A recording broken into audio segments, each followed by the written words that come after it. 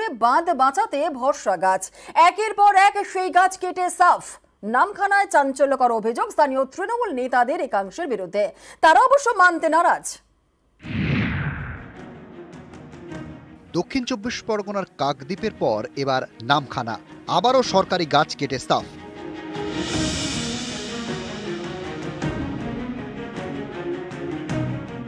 নামখানা গ্রাম পঞ্চায়েতের দারিকনগর এই এলাকার পাশ দিয়ে বয়ে গিয়েছে সপ্তমুখী নদী। নদীর পাড়ে মাটির বাঁধে একের পর এক গাছ। 2020 সালের আমফান ঝড়ে সেই সব গাছ ক্ষতিগ্রস্ত হয়, অনেক গাছ উপড়ে যায়। তারপর নতুন করে গাছ বসাতে উদ্যোগ নেয় গ্রাম পঞ্চায়েত এবং বন দপ্তর। বাঁধ বাঁচাতে বসানো হয় ঝাউ, সোনাঝুরি, ইউক্যালিপটাস। গত কয়েক মাস ধরে সেই গাছে কোপ কাটা হয়েছে একের পর এক গাছ।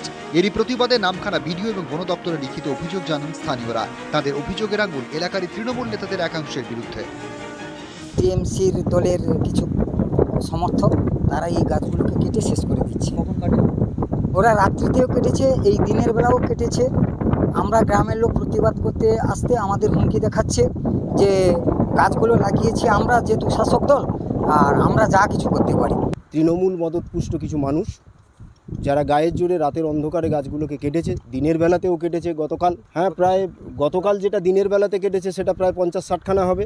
এছাড়া যতটুকু এর আগে রাতের অন্ধকারে কেটেছে কয়েকশো মতো গাছ কেটেছে। গ্রামবাসী যারা পুজো কমিটি আছে তারা ভাবছে যে ওইটা চুরি হয়ে যাবে কেন, আমাদের পুজো কমিটির একটা ডেভেলপমেন্টের জন্য, পুজোর ডেভেলপমেন্টের জন্য ওইটা রাখার জন্য। আমি নিজে গিয়ে ওখানটায় দেখে এসেছি, মানে জ্যান্ত গাছ কি অনেক পরিমাণ গাছ, কি কম পরিমাণ, কি শুকনো গাছ, আমি সেটা নিজের চোখে দেখে এসেছি। 20টা গাছ কাটা হয়েছে, সম্পূর্ণ শুকনো গাছ। এটা দারিকনগরের পূর্ব দারিকনগর নাকি এটা কয়েকটা গাছ কাটা হয়েছে, আমি জানি না। আমি খোঁজ নিয়ে দেখছি বিষয়টা। যদি সেরকমভাবে সরকারি গাছ কাটা থাকে, আমি পঞ্চায়েত সঙ্গে কথা বলছি, তদন্তটা করবে। তদন্ত করে যদি প্রকৃত দেখা যায়, নিশ্চয়ই প্রকৃত গাছগুলো যারা কাটছে নিশ্চয়ই তার ব্যবস্থা পঞ্চায়েত নেবে। যদি এইভাবে নিধন করা চলে তাহলে কিন্তু আগামী দিনে ডিজাস্টার এলে এখানে কেউ কিন্তু টিকে থাকতে পারবে না। আদৌ কি প্রশাসন ব্যবস্থা নিতে পারবে এই গাছ কাটার বিরুদ্ধে, সেটাই এখন দেখার। কাকদ্বীপ থেকে বিশ্বজিৎ হালদার, নিউজ 18 বাংলা।